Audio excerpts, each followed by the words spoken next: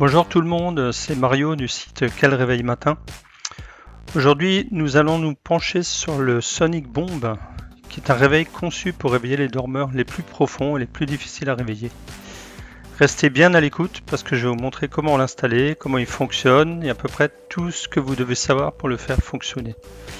Et en particulier le vibreur de lit, qui est une partie vraiment importante de ce réveil. Tout d'abord, nous allons brancher le tout. Le vibreur se connecte à l'arrière de l'horloge et le cordon d'alimentation se branche tout simplement dans une prise de courant classique.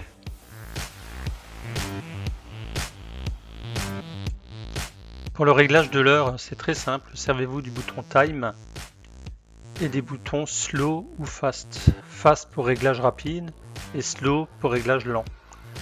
Le bouton Slow est très pratique pour régler les minutes et éviter de faire le tour de tout le cadran en voulant régler l'heure.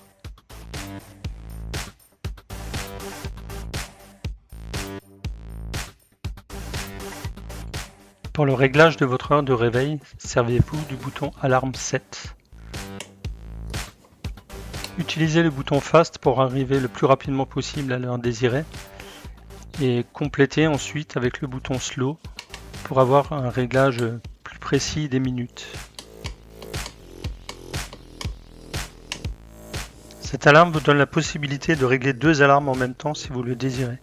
Elles sonneront à 2 heures différentes au cas où vous vous endormiriez après la première. Mais vous pouvez n'en régler qu'une seule si vous préférez.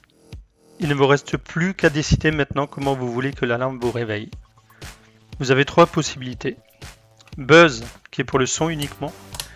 Vib, qui ne déclenchera que le vibreur de lit. Ou si vous voulez, une combinaison des deux. Elle est réglée par le bouton Vib Buzz.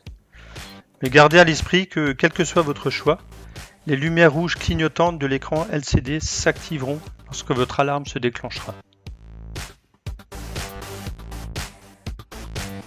À mon avis, la fonction la plus utile, c'est vraiment le vibreur de lit. Vous avez 3 possibilités pour le placer. Directement sous l'oreiller. Vous pouvez également le mettre sous le drap housse.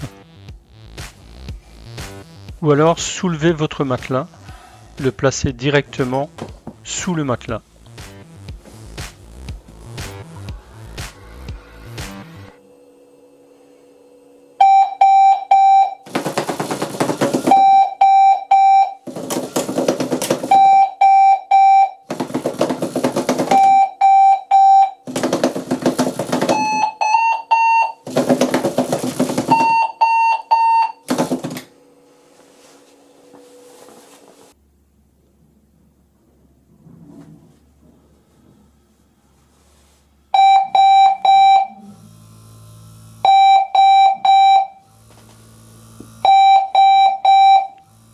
À mon avis, entre les lumières rouges clignotantes, le bruit super fort et le vibreur de lit, ça va être vraiment difficile de ne pas se réveiller.